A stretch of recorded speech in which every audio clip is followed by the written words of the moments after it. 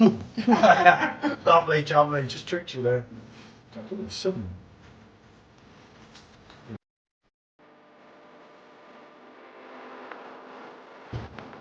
That's got to be reviewed, especially on the PerfectDraft Pro. This is quite a lot heavier. Especially when I went to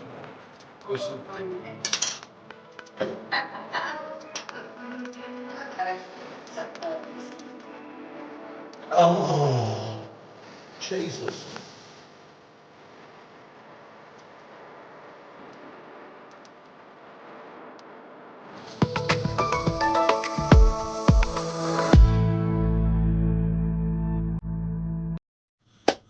Good afternoon, people. PJT from Rate My Beer, in case you've not watched this before, and this is my significant other, my boss.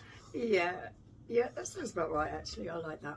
Okay, so today we're going to face off a can with the PD keg. Yeah, with the PD keg, obviously. How they compare to each other. Obviously, most of you watching this or seen the review. How we did that, that was mad yesterday. Let's just say, wasn't it? It was. But it was there. It was in the freezer. Bang! It was in the machine. Bang! The review's up on YouTube, and then we're live on YouTube. It was like just one of them days. Yeah, it did kind of work out a little bit of a close call, didn't it? But luckily, it's cold outside, so it didn't need too long. Indeed. So we're going to give it a go. I've got it running at 5 on the Pro. I don't know. You can go higher, lower. What do they recommend with this? See, for me, I think the website knowing them says 3 degrees, but no, you want it a little bit warmer than that. I think about 5 or 6 would be a good serving temperature for this. Remember, that's going to be a little bit colder, but we'll do it. It can warm up as the time goes on, isn't it? Because obviously we've only just got that out of the fridge. Probably a third world problem there, but there you go. First world problem, yeah. Third world, no, don't worry about first. Right. I'll pour the pint. I won't turn the camera around because it's in the middle machine, and otherwise I have to dangle the camera down, and then I can't get it. Things I'm not going to say what I normally say because I can't get it. You know what I mean? Let's just not go there. It's not going Right, here we go. Here is a Vocation. Right, shall I get pouring this? Yeah, you can pour that, and I've got this one. So, a 440ml can that came from Tesco. Oh, blimey, I've done a special here. Okay. Let's just go slightly over there a little bit, just to be sure that we've got a nice pour in there. Okay. Right, I'll get a quick shot of them, just in case we need it for the thumbnail. Nice Make clean. sure I get out of the way properly this time. Well, we like a bit of blonde hair. Hold on. I'm getting confused here. Thoughts are running through my head, and I feel that love is dead. I'm not allowed to sing Angels, you said anymore, by the way, people. Angels is banned from my house. It drives me nuts. And I feel that love is dead. It drives me nuts. Okay, so the first thing I'm noticing about this, the PD version looks a little bit more hazy. It doesn't seem to have as much carbonation coming through it.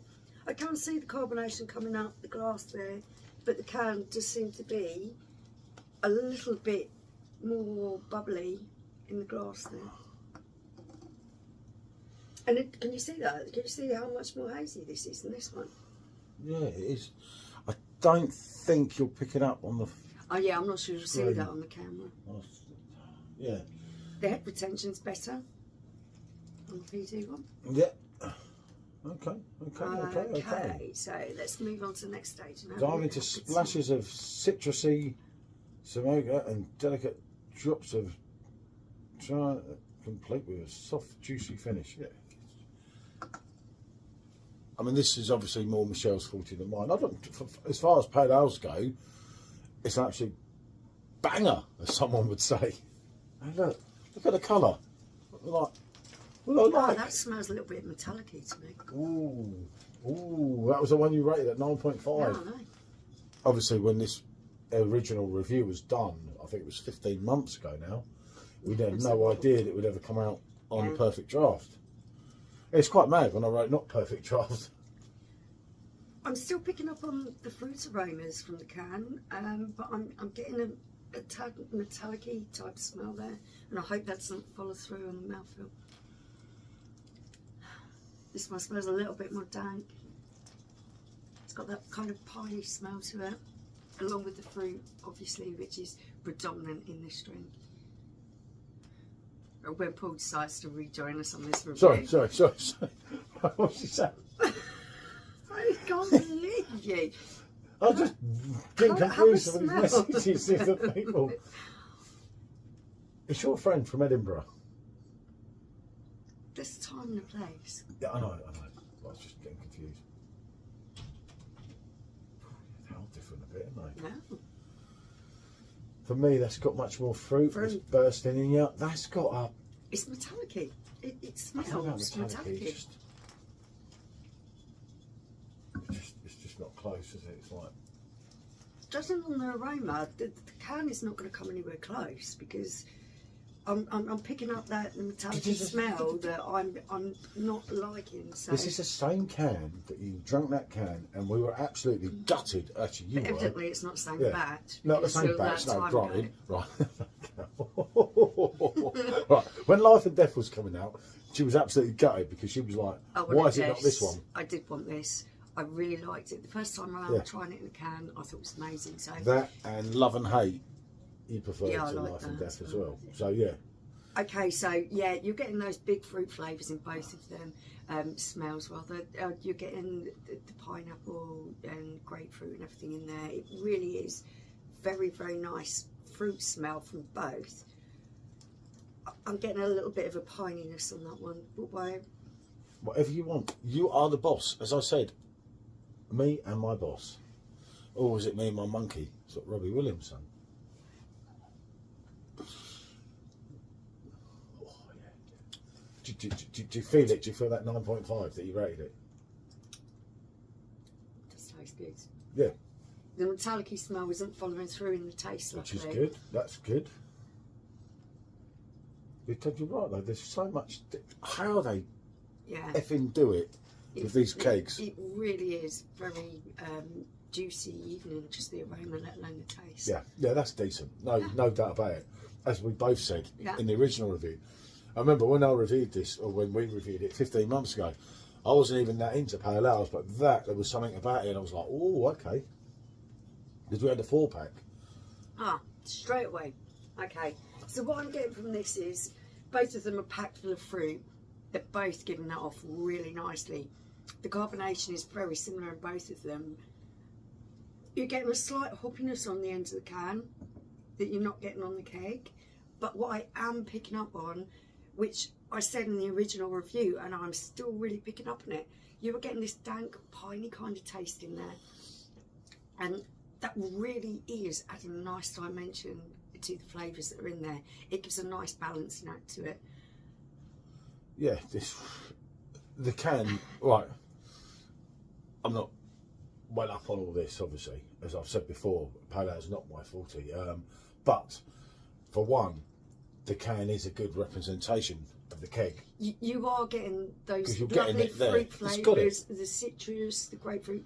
You really are getting that in both But of them. again, it's the same old story, isn't it?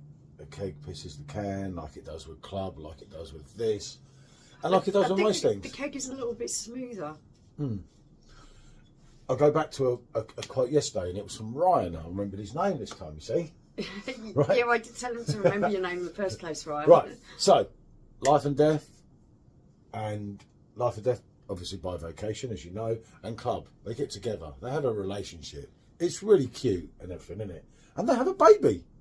And it's a lovely yellow baby. And it's And a it's good this. representation. It's the best bits of both. It's so- brilliant. I love that quote. And that's what he described that as, and I think that's quite true.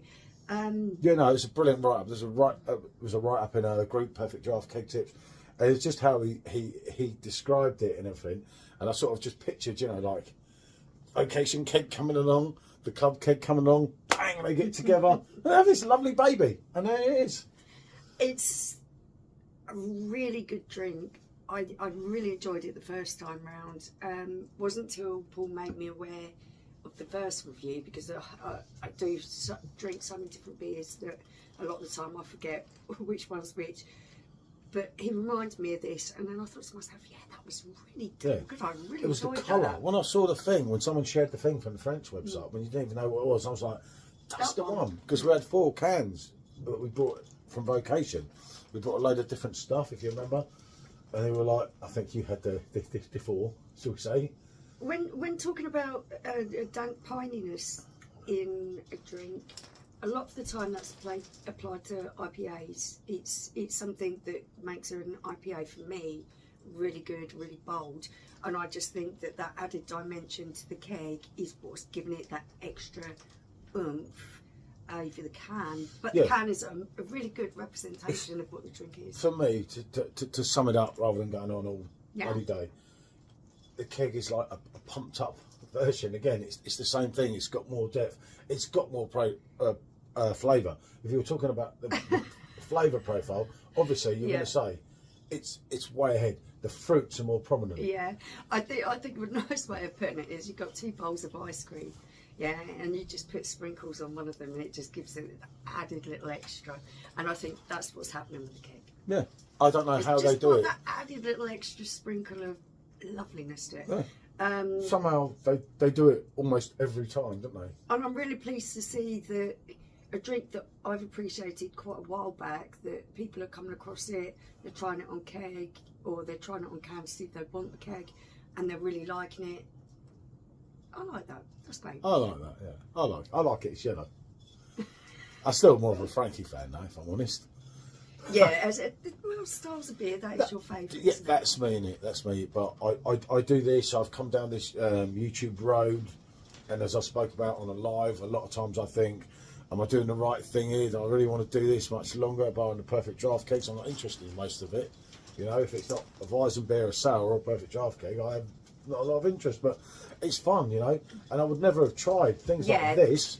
He wouldn't. If it weren't for YouTube, near it. no, I got the Vocation stuff. When Life and Death was coming out, I got you a box of Vocation stuff, you remember? Because I said, F it, let's try loads of different stuff.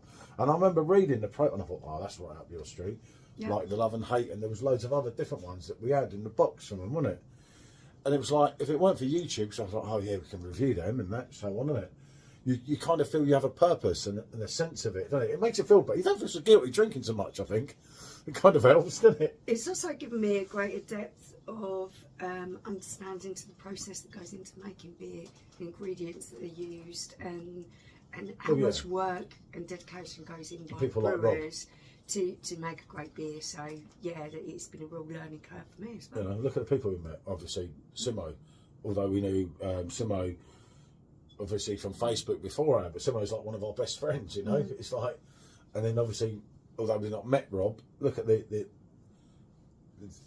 stuff we get from Rob. It's second to none, isn't it?